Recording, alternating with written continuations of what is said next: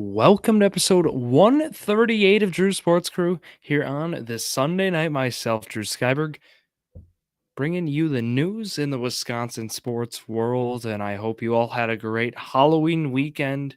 I myself was celebrating home of one of the oldest breweries in Wisconsin, if not the oldest, Stevens Point Brewery. So, shout out Point Brewery. Overall, right, great root beer, great flavor. It's a Sunday night. Otherwise, I could be having a zero sugar root beer, but definitely want to save those. Celebrate right the Bucks, and unfortunately, not in the mood to celebrate a Packer win. Is how it goes. But Point Brewery is definitely the way to roll, and definitely they are down below, so check them out. And yeah, wow. Sports world was not on Wisconsin's side this weekend. We don't talk Badgers here on the show, but uh, an unfortunate loss Saturday night. Really, just bitter taste going to bed, and you come today and it's like, okay, Packers play at noon, Bucks at 6 p.m. Not Bucks in 6, but Bucks at 6 p.m. And the thought was maybe you sweep the day, and you could watch both, or you could even go to both games, and that was kind of the vibe. And unfortunately, didn't go as we anticipated in that one either. Two losses today, just unfortunate, but we'll go through that. Going through announcements here on kind of what the schedule's like. So yeah, episode 138 here, Sunday night, usual time. It's going to be smooth with week 9 for Packers next week at noon. So similar time next weekend. But great news is Wisconsin Sports Spotlight, right? Talking about that. Mike File, our WIA referee who has officiated state games, right? Great guest. Want to wait to make sure we can have him on. We will be having him this week. I'm hoping for Thursday night. So it's going to be more of an in-week. I'll make an announcement about it. It's going to be instead of having that on the weekend as planned, we're going to have that ready. And if it just doesn't work out right, I'm going to be bringing back the basketball crew for an episode or two, as need be, because again, I definitely need to, especially with Free Flex Friday now expanded too for Prize Picks. Definitely could throw in a different types of bets in there as well. So that's the main announcement. But before that, a day before, ideally, Journey to Million episode 101 is going to be coming your way 4 p.m. on Wednesday again. So just keep that in mind too. So ideally, right, 3 episodes, but it's gonna be 3 episodes this week, but we're hoping it's Mike File. Otherwise, right, you're gonna listen to me talk about some betting, which is totally fine. Just that's probably gonna be the plan if it does not work out. So that's what I got on that side for news. But otherwise, I just can't believe we're already 8 weeks through the football season. We are already approaching the halfway point. Just unbelievable. Time flies. And so far for the Packers, it has flown into a lot of L's. They're 2-5. Also after having the bye week. So that's been where the frustration lies. And I think we're going to start there too. So Packers here come into the game. So right, what good does it do? I'm not going to go play by play per se. I just want to kind of recap how we got to the score. Right, we all watched the game. We know what the final score, 24-10. Packers lose there by 2 touchdowns. It was an even line coming in. Packers, this was the game before the season. This was one you circled that the Packers were going to win. It was. I mean, you thought the Packers were going to split with the Vikings. I feel like almost everybody had that. Not the case. So even going through like scoring, right? Going through like the scoring plays, we see Cam Akers. He gets the Vikings on the board at the end of the first, putting the Vikings up 7-0 at the end of one. You felt, as a Packer fan, you felt okay, whatever, down 7. Even here, where then Greg Joseph gets that 25-yarder to start the second. It was you're down 10-0. Right, the Boo Birds were coming out a little bit, especially after that delay of game call on Green Bay, and just the penalties were. I mean, so many mistakes in the first half. Definitely on the Packers offense side, even the defense hung in there. But yet the Packers get lucky with the penalty offsides on Minnesota. Anders Carlson gets another try on a field goal. He missed makes it 10-3 at half. Packers down 7. You're like, it was like, okay, um, one score game, you'll take it, but definitely the defense, or not defense, the offense, it felt like there was a disconnect. And then going from there in the third quarter, we saw 2 touchdowns scored by Minnesota within 2 minutes of each other. More specifically, within a minute 37. Hockenson had that touchdown pass from Cousins that Addison did after that interception by Love. We'll talk about 24-3 you get to, and then Dobbs puts up that 1-yard touchdown reception from Love at 24-10. We stay there the rest of the game. That was your final score. But I think this game, breaking down the final score, I'll start with my Packer irrationalness by saying, with Love here, right?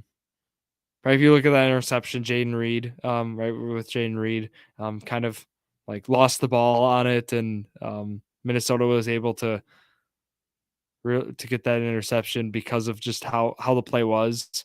It was Josh Metellus. It was just a weird play, it felt. But that ended up being, if we say the Packers were going to score there, they were driving, would have put them in good position to potentially get a touchdown.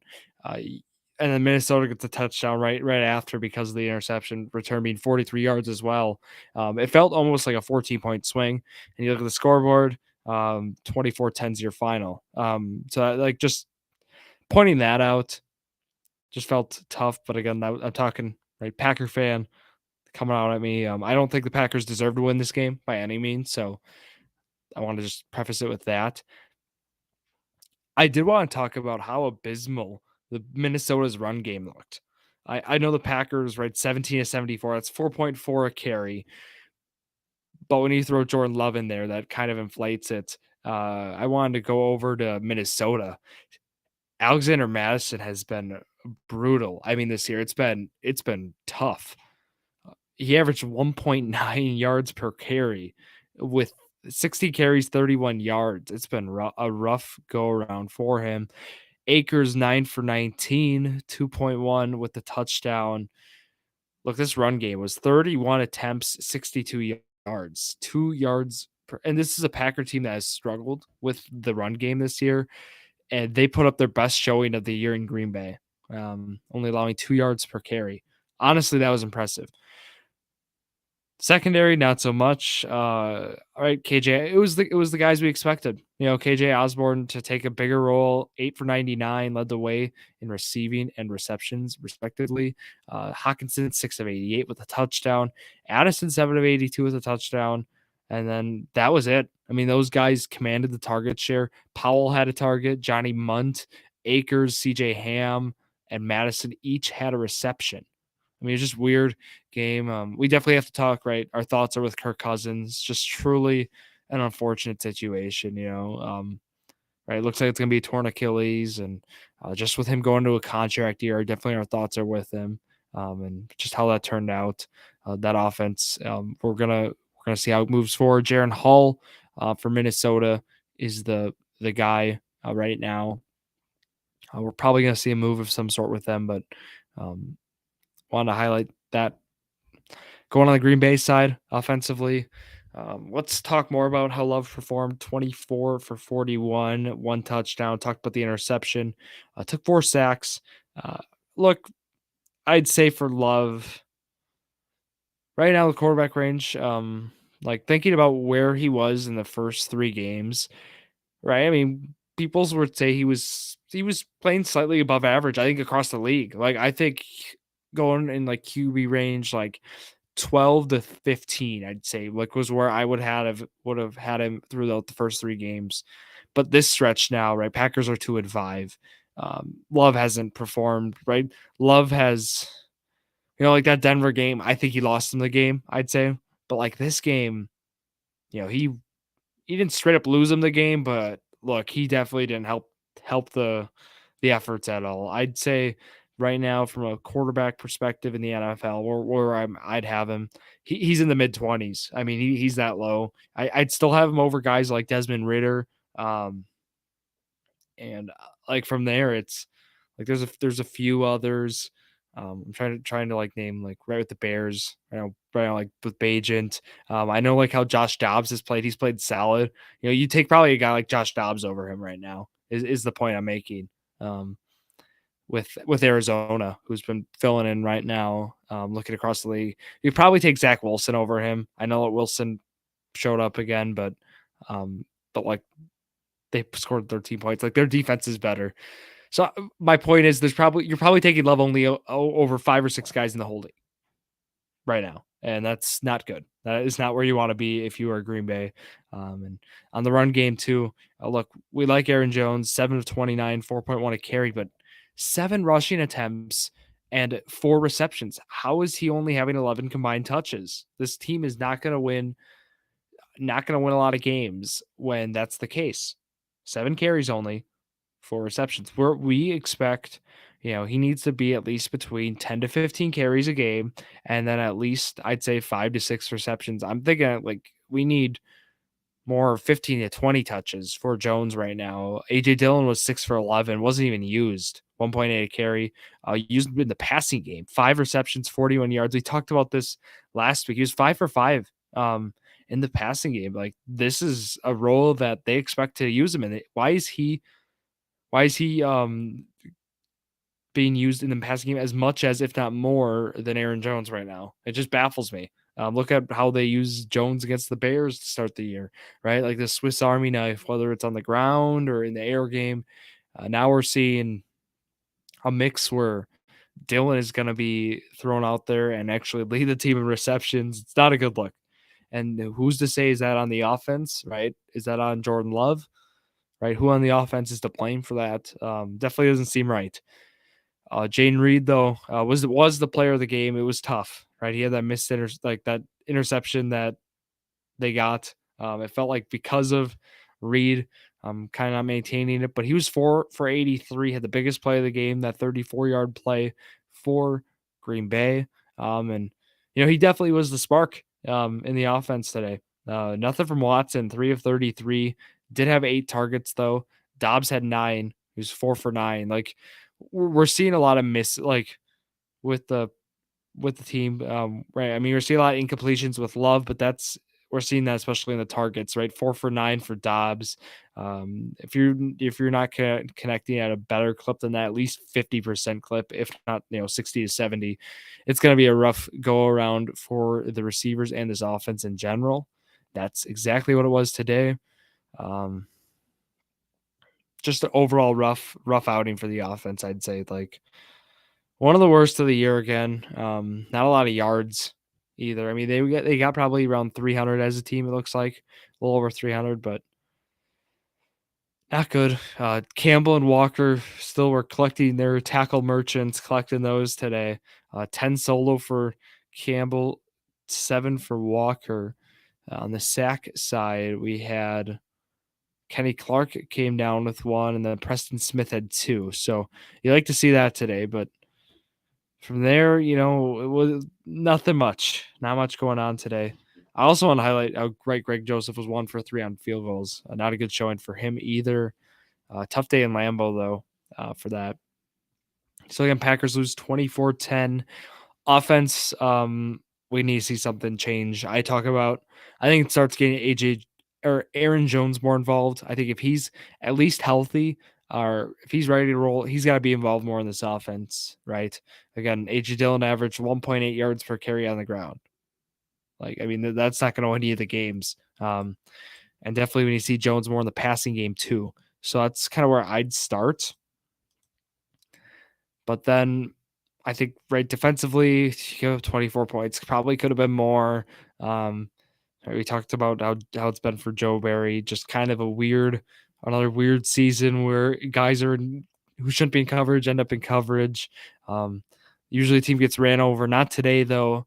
I don't know. Just this is a rough stretch for Green Bay now on a 4-game losing streak. Definitely. I'll read the offensive point totals in this stretch: 20, 13, 17, 10. I think it starts with the offense. You can live with how the defense has performed the last 3 weeks. So I want to just throw that out there. Where we're looking at the offense right now, not the defense. And they have a great opportunity to change that, a phenomenal opportunity. They're against the Los Angeles Rams next week at home, noon on Fox. This Rams team gave up 43 points to Dallas this past week. 43. Look, if they don't score at least 28 points in this one, like I'm talking 4 scores, put them up, definitely 21. I don't know. This is gonna be a tough go around for Packers, especially the Packers, especially if they're not getting stops.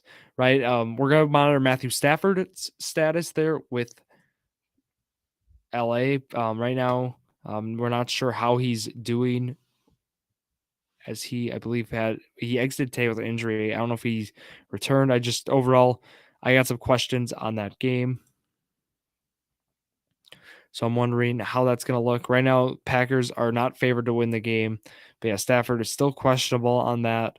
So from there, we're going to monitor. But if Packers, come on. Packers are -2 right now. That, keep in mind, they're the home team. That's a big reason why. But secondary, we're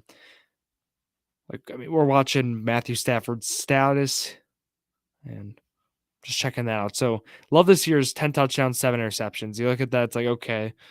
But really, I mean, now we're at the point where it's been a below average season for Jordan Love, and just overall how the offense has looked. Again, they're only averaging 88 yards per game in the ground too. So that's where there's more to blame, I feel, in the story, but I think that's a good way to go too. With just how this team has operated so far. Again, they're 2-5, pending this Chicago game where Chicago's down 27-7. Looks like they're not going to be in last, but they're going to be in third, and they're going to be 2 games back without the tiebreaker on Minnesota, and 3 games back at Detroit without the tiebreaker, barring how they perform tomorrow night. So your Packer talk is team rough go around right now. Packers, we need to get used to a little bit of losing, and that's going to be how it is. Hoping for a win next week, though. Again, like if the Packers don't win this game, right? If Stafford's out, they're at home. Like a team from LA who plays, usually in the inside and in nice weather is gonna have to come to Green Bay, and it's gonna be in the 40s, potentially 30s. Definitely gonna be frustrating if they end up losing that one. So just wanted to throw that out there. And yeah, it's going to wrap up the Packer talk here on the show. Let's go to the Milwaukee Bucks. Let's talk about how the first 2 games of their season has gone. And you start off with what a win on Thursday to kick off the season. Not Packers. The Bucks win by 1 in that one. Damian Lillard comes in and shows why they go out and trade for him. The most points in a Milwaukee Bucks debut in franchise history, as he puts up 39 points. And he stood out. I think, again, I talk about him closing the game, right? The Bucks need a closer. Giannis running fullback dive and trying to get fouls is not going to be a closer that, it's been effective in games, but it's not a guy, who you feel comfortable doing that each possession. Also, you're not going to want to give him the ball when we need someone to get fouled for free throws. Those were 2 things where it's like, okay, what do you do? Well, in this case, I got a guy for you. His name's Damian Lillard. Right, he was 4 for 12 from 3. Don't look too much in that. Look at the threes he made. Those step back threes broke down. He had some crossovers. It was on Oubre was the big one. That was really nice. Damian Lillard 17 of 17 from the line too. Right, if you need free throws, make 17 of them. Plus 12 plus minus compared to Giannis's minus 13. This is not me hating on Giannis, bashing the guy who just got that huge extension for Milwaukee, but rather I just am highlighting right now. Sorry, that extension 3-year 177 with the player option, so could be 2-year. But point being said, that minus 13 plus minus for Giannis ends up being a big reason with the 7 turnovers and 4 fouls. Just didn't have a great night, but again, against Philly, it happens with just overall how he's matched up. Giannis was 3 for 9 from the free throw line. So my point is, Giannis's skill set, right? We know elite, an all-time great, the best player in Bucks history, with him right there with Kareem.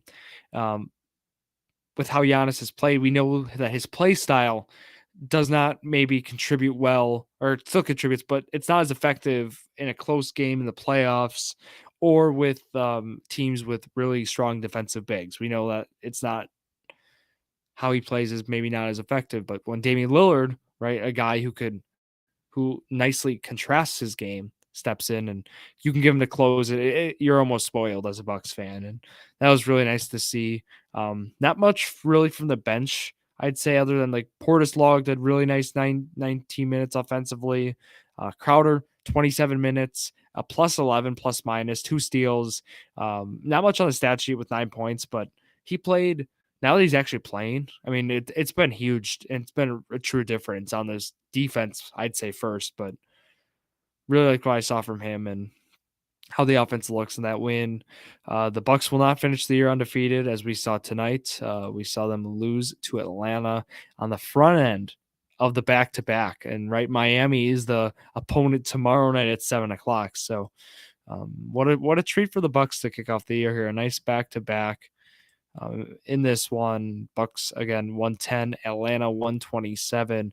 And for the game, it was Atlanta just overall their role players played really nice, including Jalen Johnson, who's gotten a really nice role to start the year here. 14 points, 7 boards, 1 assist. Just overall, like, nice game for him. And then Young and Murray both played solid. Murray, more specifically, a plus 26 plus minus. He had a great 30 minutes out there tonight.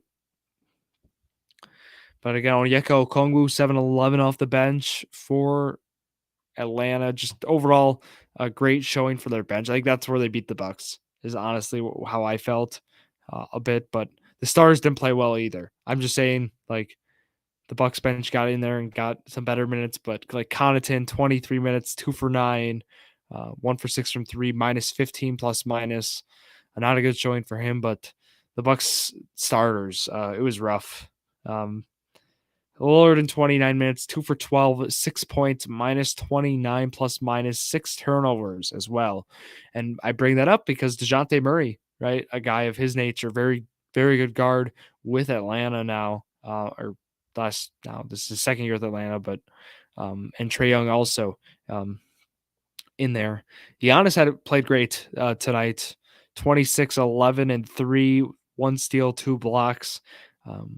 So I wanted to throw that in there. Jay Crowder, 26 minutes, 2 points. Just Crowder, not much offensively. They're 0 for 3 from 3. The Bucks were 36% from 3, so it wasn't like they just couldn't make shots, but they allowed the team to shoot over 50%. Atlanta to do that, so not good there either. I mean, from there, the game was, the bench. Like, everybody got in essentially just because of how it was in terms of, right, it was Bucks kind of threw in the flag at the end, that white flag, and that was it. Just not a game for the Bucks you don't remember too much of, other than the fact, right, we saw Lillard is human, and there could be nights like that, especially with a team of Atlanta's nature having 2 strong guards. So we're looking now at tomorrow night, right? Bucks prediction challenge. I'm working on creating the wins losses, so I'm not going to pin it. I just need to see how the Bucks handle this back to back. I have no clue yet on how we're going to see load management or whatever you want to call it. So waiting on that. We do have some good stuff this week that we have at Toronto Wednesday, 6 p.m. game. That's going to be fun to watch. Friday, November 3rd, the first in-season tournament game in Milwaukee Bucks franchise history. I will be there. That's on ESPN, 6:30 p.m. tip there on Friday against the Knicks. It's going to be a good one. So those are our 3 games this week. We have another Monday game next week, so it'll be kind of a similar situation, but it's at Brooklyn. So we'll run through how those go. But for the Bucks, again, the key takeaway this week is how are they approaching this back-to-back? So we'll know more once tomorrow's game hits. We'll have a better idea of how to handle this moving forward. So that's all I got here on the Bucks and Packers side. Not really good news in this episode, unfortunately, but Appreciate you all sticking around here, and we'll stay together for this, right? We're getting to basketball season. College basketball starting up as well. Whether it's the Milwaukee Panthers, Marquette Golden Eagles, Badgers, um, or right, whatever team you're a fan of, college is picking up here, and we got the NBA back, so it's good to see. Instagram, X, and TikTok at Drew Sports Crew, and then also on I mentioned TikTok, so you can check out all those, right? Daily posts. Um, Once a day, you'll find some content, and then Drew Sports Crew, YouTube, and Facebook. So overall, that's going to wrap it up here for myself, Drew Skyberg, here on this Sunday night. I'll see you Wednesday and Thursday. And that's going to wrap it up here. Thank you all for listening to yet another episode of Drew Sports Crew, the perfect podcast for you.